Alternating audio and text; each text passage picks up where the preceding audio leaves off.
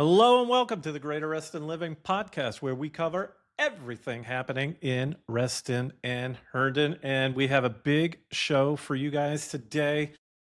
Two things that we want to cover in some little bit of detail, because we have a lot to say, Kathy, don't we, about Always.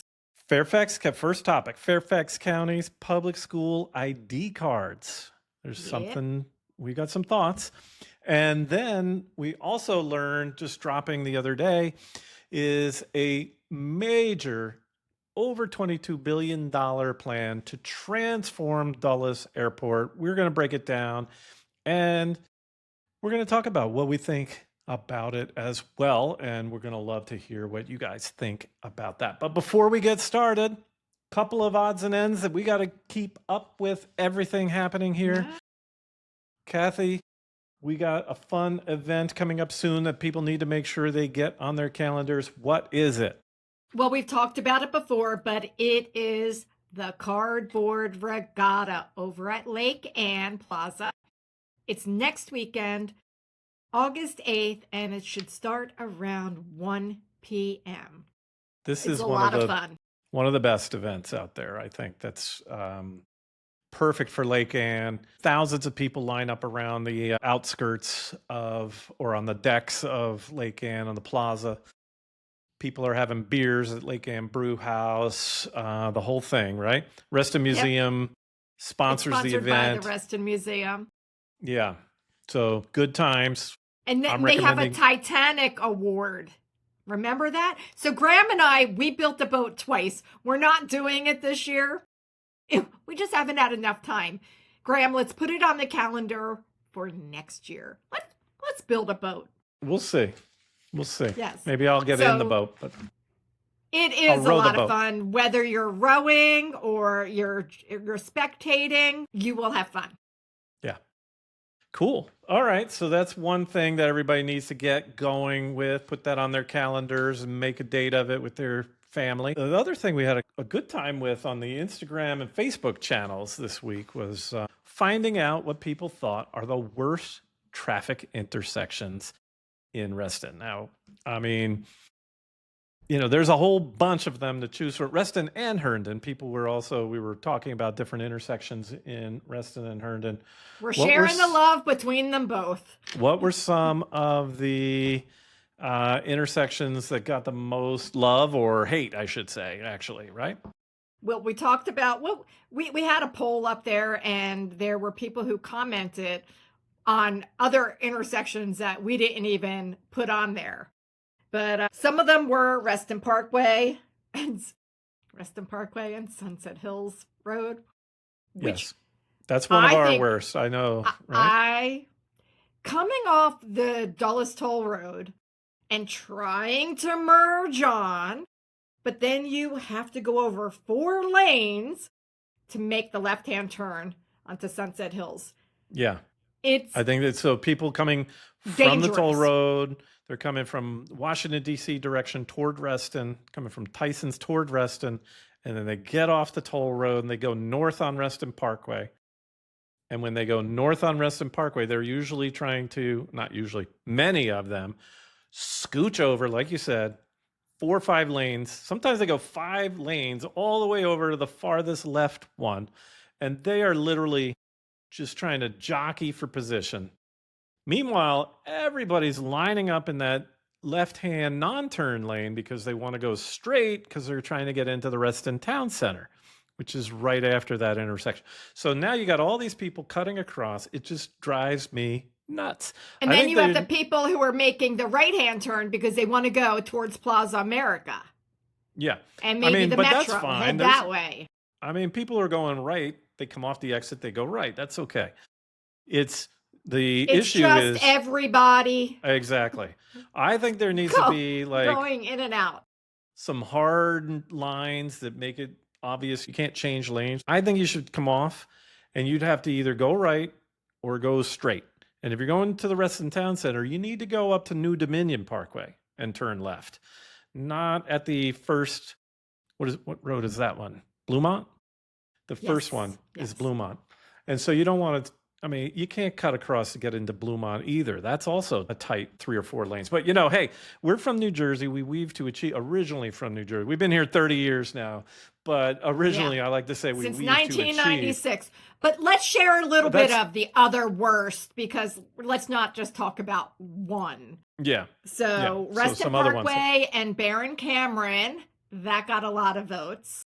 Yeah, I mean, that gets a little hectic, but I don't think it never really backs up, I don't think, right? I haven't gotten backed up where I had to wait 2 turns of the light or anything like that. Have you? Well, people just don't like it.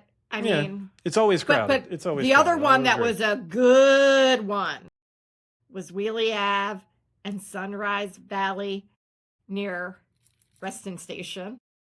Yeah, and actually, I would just say from sunrise to sunset, that whole area is just a bunch of little craziness, people coming in and out of the metro, people trying to get on and off the toll road, people curving in from Sunrise Valley, trying to get, not knowing which lane to be in to get on the toll road and things like that. So yeah, that's a crazy spot also. There are tons of them. One that came up that we didn't have in our list that I kind of agree with is a couple people called out Reston Parkway and Glade. And their key point there wasn't so much traffic in terms of volume, but mostly because of safety. That there's, a left turn lane there. People are going north on Reston Parkway.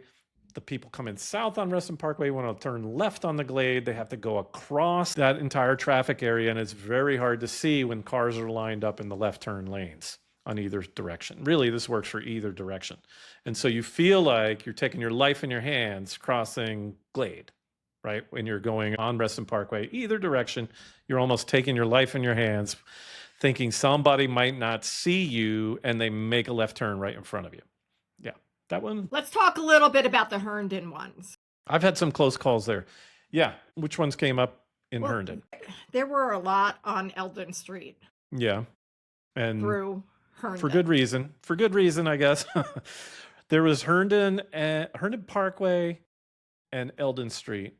People were saying, which one?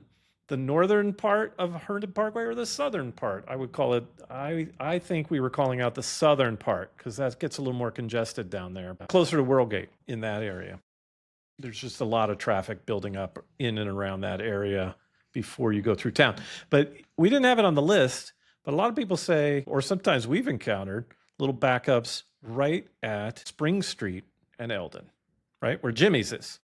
Mm-hmm. Right there, the corner in downtown, the heart of downtown, those lights, they last a long time. They're kind of annoying, both for pedestrians. It's short for pedestrians, but long for drivers. Sometimes we're trying to cross over from the parking lot to go to Jimmy's, and you're standing there for a while, right? And cars are backing up, and they're also flying through that intersection. So maybe we should have had that one on the list, Kathy. Then we also had the West Ox Road and Fairfax County Parkway. Yeah, that one takes, especially like in the morning, that's like a 3 or 4 cycle sometimes if you're backed up on that one on a Tuesday or a Wednesday when most people are going into their hybrid jobs, right? Just trying to cross, but also sometimes just trying to turn right. Like, yeah. Yeah. And if you're trying to make a right on red from there, you better have a hot foot because that's going to, you're going to get jammed up from behind because people are going 70 on their way to and fro. So, so anyway, people were asking, like, why are you doing that? I guess we were griping that week, and we just said, let's have a little fun. So which one's the worst? We did this with the worst parking lot, and we all know what that one was. That was a fun one. So it was just, chit-chatting. Hey, sometimes you got to let a little steam off, right? And that's what we're doing, just having a good time with that one. But, they are improving. We did do a podcast a few episodes ago. People have to go back in our archives where we did go over some of the upgrades that they're going to make to a few of these intersections because they had been targeted on a long-term transportation plan. So hopefully we'll see some upgrades and improvements on a few of them. I know Reston Parkway and Bluemont was definitely on that list. That was the most dangerous list. That was the most dangerous, yeah. Yeah.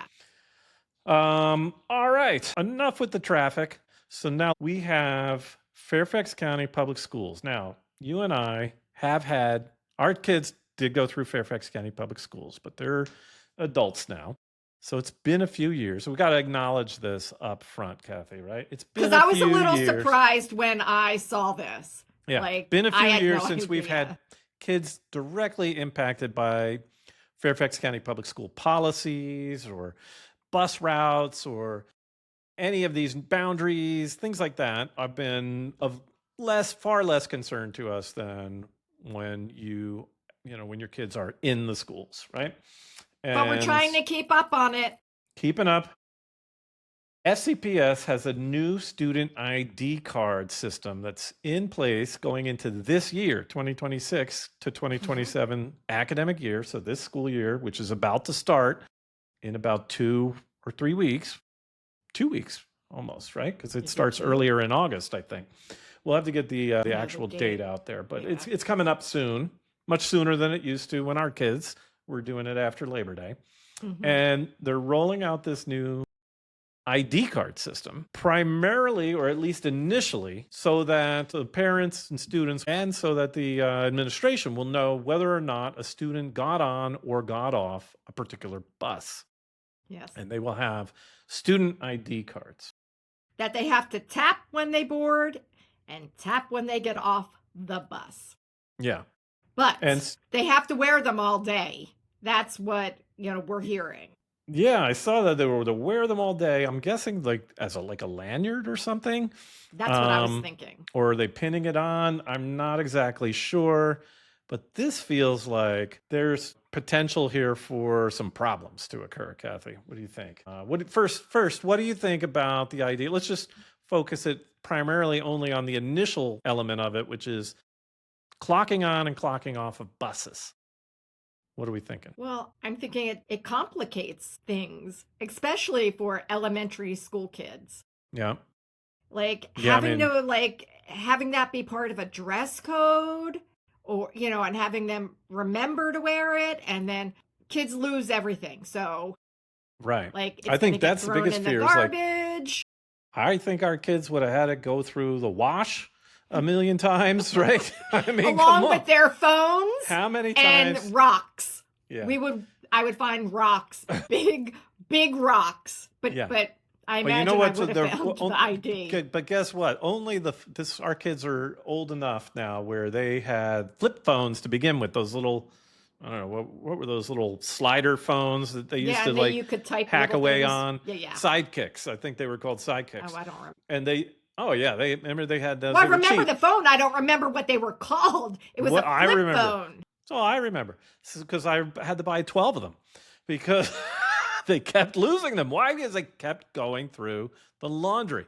Notice as soon as they got upgraded to an iPhone, it never went in the laundry ever again. Why? Because it was never left their hands ever again. So, It's not true, but yeah. I mean, kind of. But nonetheless, I can just imagine this ID card going through the laundry like crazy. And I mean, they're certainly going to forget it. They're going to forget to pick it up. Parents are going to have to try to keep track of it for their kids, especially their younger kids. Do I sound like a crank? You're laughing at me. I see you over there laughing at me. Because I think, again, it's complicated. But I also, especially for the younger children, it's like you kind of know when your kids are getting on and off the bus. It's like a whole schedule. And it's also letting our kids be a little independent. Yeah. I mean, we're tracking everybody all the time because we have, Find My Friends. Like, we know where they are. Yeah. And I mean, that's a good point right there, Kathy, is like, and I often think about this even with our adult kids, because we have everybody, don't tell anybody, but we're all on Find My Friends, the family. The thing about it is, and especially when naturally you're going to have your young kids on it if they have iPhones or the equivalent.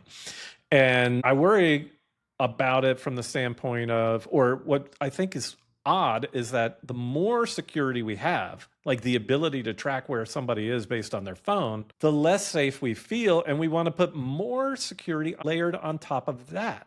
So already we know where our kids are because we can watch them for every minute in live action on Find My Friends. So if you are concerned, did they get on the bus? Did they not get on the bus? You're going to be able to see that. Because most of these kids, quite frankly, have iPhones. Maybe not the youngest ones, probably not yet the kindergartners and the first graders, but younger and younger, they have them. Now, I know they're trying to get them out of the school. But didn't the schools ban the phones in? Like, they I don't banned them know. in the classroom and Yeah. everything, but people are still bringing them to school. I think they got to put them in little pouches or a Pouches. locker. I'm Yeah. not sure the actual details of that, but they definitely are bringing them back and forth once you get to a certain age. So, Yes. okay, I understand the younger children harder to track, I suppose. But I think most parents know exactly where their kids are. And so now we're adding another layer on top of that and more and more. So I do agree with you. Like we're sort of losing some They're losing a little freedom, bit of a freedom, little bit of like the ability little of that they have, the little bit of independence. independence. I think that's the right word. Is that how are kids ever going to learn to be independent? We have Now, to teach them. I understand there's some kind of, iPad-oriented software that the buses are already using in place where they're able to keep track of things. But think about the logistics here. Kids getting on, they forgot their card. Now the bus driver looks them up on a roster And on has their to enter it. iPad. They have to enter it in. Well, they're probably just pressing a button on the kid's name if they're already in there. But if they're not, if they're coming on that bus, let's say somebody slept over someone else's house, right? And there are two people getting on, a friend and the person who lives there are getting on that bus. Now that friend is not on that roster, so they have to be searched. They forgot their ID card. How much longer is it going to take to load a bus? Already, it seems like it takes a long time because everybody's got to hug and kiss their little babies before they get on. This is where I sound like a crank, right? But I'm watching sometimes now where people are like lined up 10 cars deep. Every kid gets out of the car, especially in the winter, at the last minute. The bus pulls up, then they all get out of their cars. So now we got to wait for them to all run up to the bus, but they don't really run. They just kind of walk their way to the bus. I'm not blaming the kids. I guess, it's a confluence of things, but it creates more and more and more action and timing on this thing. So, yeah. Well, let's talk a little bit. I just wanted to share what's going to be on the cards. For those of you who don't know, I'm sure if you have kids in school, you already know. So I'm sharing this maybe for people who don't. So the cards are going to be color coded. They're going to show the student's photo, name, school, plus a QR code. Then there's going to be the 988 suicide and crisis line, and they have to wear them through the day and tap the card on and off the bus. Yeah. I mean, I guess we'd be remiss if we don't talk about the security angle on this. And I do think Parents that feel there's safer, elements kids to feel that. I mean, safe. I don't want to Yes. discount how a parent fearful. I did see somebody post out there, a comment that said something to the effect of, hey, listen, I have an autistic child who got on the wrong bus last year. It caused a big panic for a couple of hours. So there are definitely circumstances and situations that this is hopefully going to mitigate, make people feel a little bit more at ease. So no shade to people here. This is just sort of some thoughts on it. Yes, it's going to create more safety. Question I guess I just have is at what cost, both financial and independence oriented, I think to your point you already brought up. Yes. So, okay. So it was Did we just beat a something dead horse? interesting that we wanted to talk about and share since. Well, I'm curious what people are thinking too, so they can put it in the comments. I'd love to get other people's thoughts on this if they've heard our points of view on this. Do you agree, disagree? Let us know in the comments on that one. All right. Another big topic that we have, Kathy, so we got to transition It's a big one. here. And this just dropped the other day, is a humongous plan to transform Dulles Airport. How much is 22 something? $22.5 billion. $22.5 billion. Yes. Let's take a look. I want you to go through. Here's what I want to do. Let's frame this up. This is being billed as a transformation plan, right? So Obviously, airports are constantly, especially growing airports serving growing areas like the Washington, D.C. area, international airports, major airport like Dulles. They're always going to have some kind of level of construction. But this is talking about really transforming the entire place. So I'm going to start sharing a couple of screens. But before I do that, or while I'm doing that, Kathy, run through some of the headline takeaways on here. What's happening in this plan? 22.5 billion, 5 million plus square feet of new or renovated space, new and replacement for the concourses. Concourse E is the first piece, and that's already coming. The AeroTrains are getting extended. And the mobile lounges, I don't like that name, the people movers. People movers are going to be retired. And I found that interesting because they were only meant to be temporary.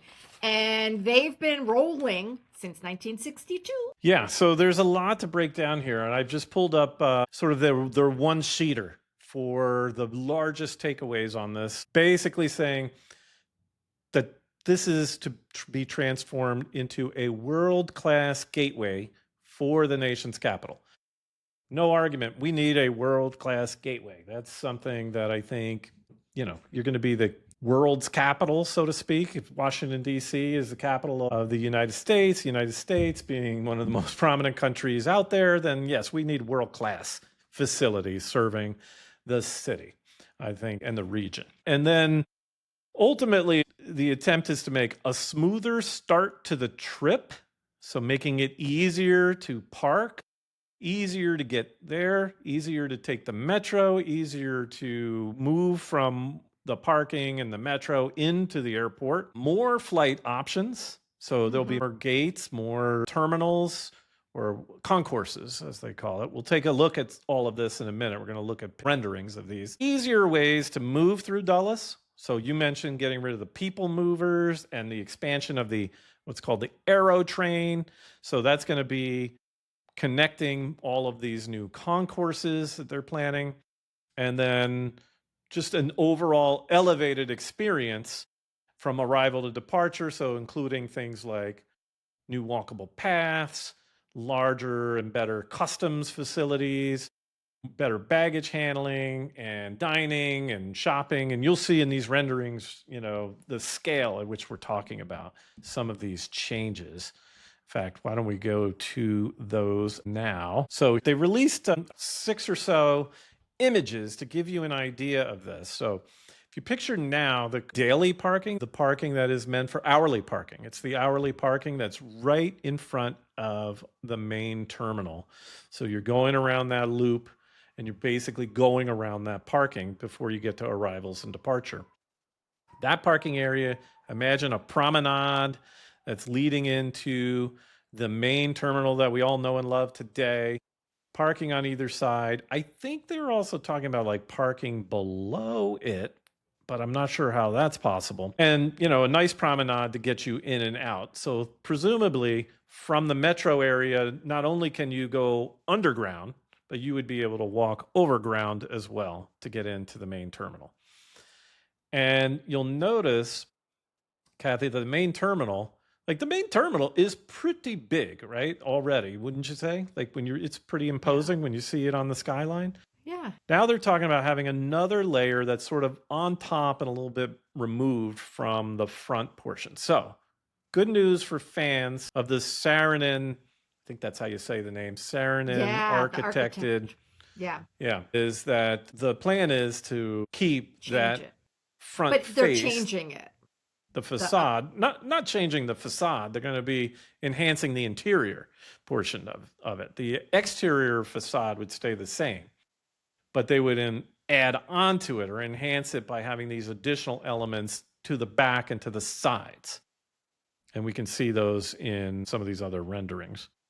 So here's another view of that same promenade. So you can see that the Saarinen, we look at it on this angle, it's still there for us to see. What's new is this top portion here that's curved, and we can see that again. Yeah.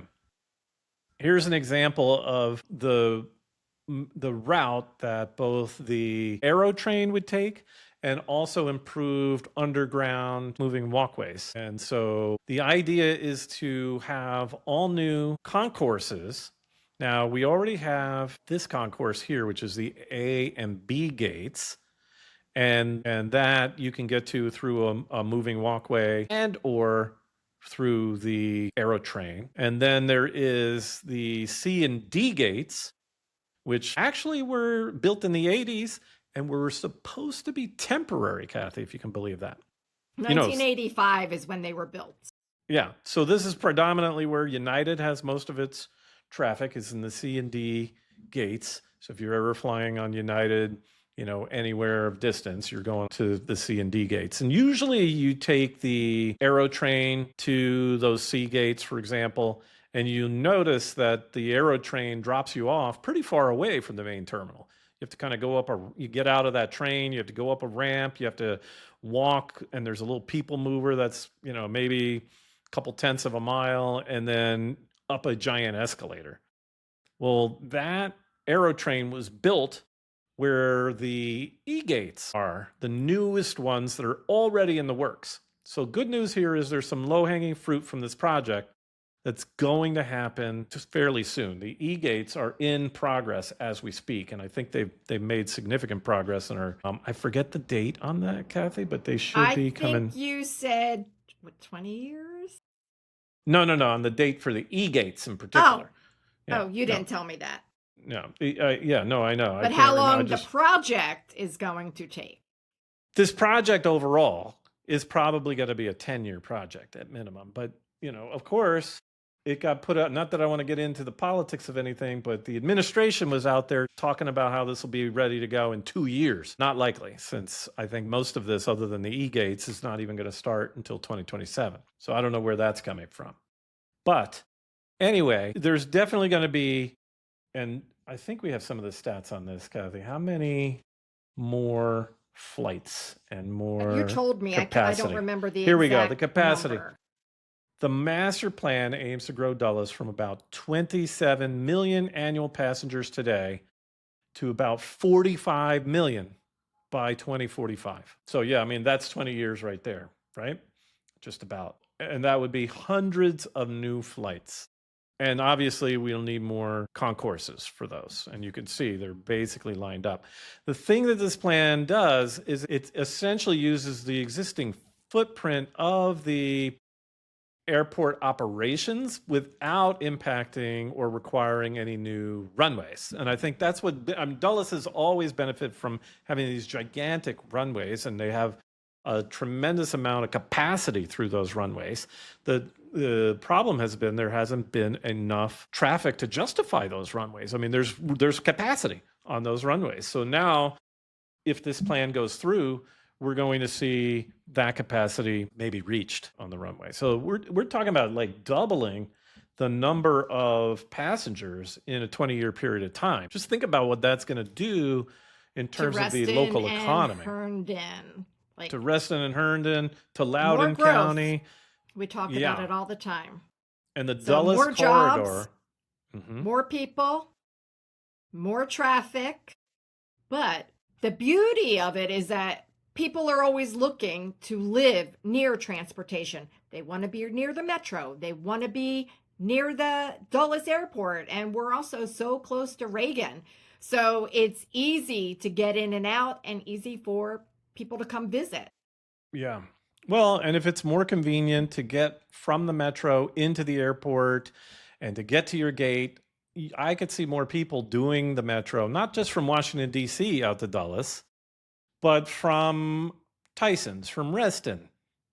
Take the metro, get in there. Don't worry about parking your car, having your car sit there unused for a week while you're on vacation or while you're on a business trip. It becomes much more convenient to do some of these things if they start tightening up all the connections to these things, I think. There are some positives to that, though. You're right. I like the idea of people using, the metro for the transportation and not necessarily parking the car. So yeah, that's and this is just going to fuel more of the Dulles corridor growth, for good or for bad. Some people will be happy to hear that. Some people may not be. But you think about some of the projects that are happening that we've covered, Kathy, like Yes, we have. the Ravana project that's happening Mhm. where Route 28 Innovation Station is, where the toll road and Route 28 are. And then south of that in an innovation area where we're already seeing Makers Rise and a few other condos and apartments being built over there or that have been built. That area will thrive. There's some more planned development in that area as well. And then, take it into the Herndon area, south of Herndon Parkway, where the metro is, where the Herndon Monroe Metro is, north of the toll road.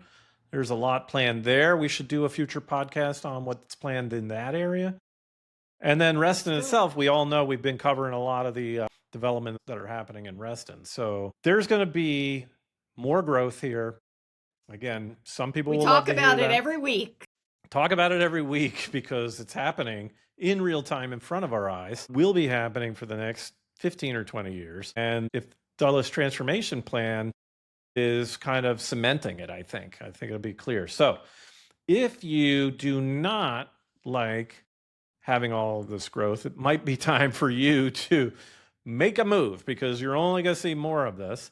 And otherwise, if you're moving to the area, you can be sure that you're going to be making a strong investment because this will be an area of growth for years to come. Let's take a look at a couple of these other ones. Kathy, this is another example of the spaciousness of potential concourse. I think this is a rendering of the upper portion. Remember, we saw the Saarinen front area with the promenade going in, and then there was that curved portion over the top. I think that's what this is meant to be. Sort of like a nice veranda and a bigger waiting room and shopping and retail. So you got shopping and retail over here on the right-hand side, probably a restaurant with a little overlook, lots of open space. I mean, the one thing I do not like this gold trend that we've been seeing. I'm not a fan. I'm not a fan of the gold. I am a fan of the open space. Big, like the windows. The windows are beautiful. The windows are beautiful. To be honest with you, I'd like to see a little bit of maybe this be like a wood trim of some sort. A little bit harken back to that mid-century modern, where it's modern with a little bit of wood for warmth. I think that would be kind of cool. So, what do you think? You liking what you see? Other than, I don't know if you like the gold or not, but like, other than that, what do you think? The photo was nice. So it's a rendering. Let's see if that comes to fruition. I would like to see actually what's going on with the parking, because the first and second photo that you showed makes it looks like it's easy to park, easy to get in, easy to get out. And I don't think it looks pretty. Yeah, I did see it's like, where's the parking? They talk about close to 32,000 space garage, pitched as one of the largest in the world to fix a long-standing complaint about parking being a hike from the terminal. But are there going to be buses? 32,000 spaces? That's insane to me. But I don't know where they're proposing that. How close is it going to be? How long is the walk going to be? I haven't seen How long are you going to be dragging your luggage to get inside? Here's another view of sort of the wide open, expansive view on what we're talking about. So here you can better see this upper portion of the main terminal. I think that's where we were seeing those big windows, right? And the gold. Yep. And the marble and everything. They also are showing that these concourses coming off of this newer section would be quite a while, so there'd be a lot of gates that would be connected to the main terminal here. Then the existing A and B terminal, and then so on and so forth as we go out. So lots to digest over the years. There's a lot going on. Ton of construction happening and at Dulles. Let me tell you, the people movers, good riddance to those. That was a big headline on the Washington Post, I think. I feel like they corral the bull into the pen and then they open the gates and you're like a bull just running to try to get to the next thing. Yeah, that's me. You know, and then me you're when we're traveling for position so you can be the first one out. I don't like being in the people mover with you. And I don't like walking next to you in the airport because your legs are twice the length of mine. And Graham, he doesn't wait for me. So I'm always lagging behind. I mean, like I said, I weave to achieve. You have to keep moving. In these airports, you got to just put your head down and go. My And legs are littler. create space and make it happen. That's the way I am in the airport. I mean, I traveled like, 180 days a year for many years way back in the day. So I got a couple tips. All right. Not waiting for his wife. That's what he does. Come on. Okay. Anyway, let's leave it there. If you guys like what you're hearing, I'd love to hear what you think about the Dulles Airport new transformation plan. Let us know. Let us know what you think of the Fairfax County Public School ID card or any of the items that we talked about today. Tell us in the comments. Also, get on our Reston Herndon weekly newsletter called the Reston Insider.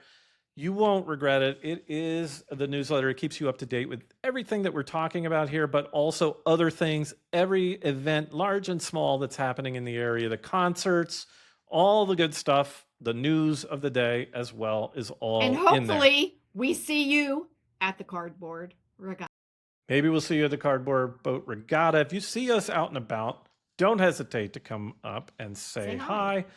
And if you do need to make a move in or out of the Reston Herndon area or anywhere in Northern Virginia, reach out. Kathy and I are happy to help. We have a whole team called Greater Reston Living ready to go to work with you. So give us a call. And with that, Kathy, any last words? That's a wrap. All right. See you, Reston and Herndon.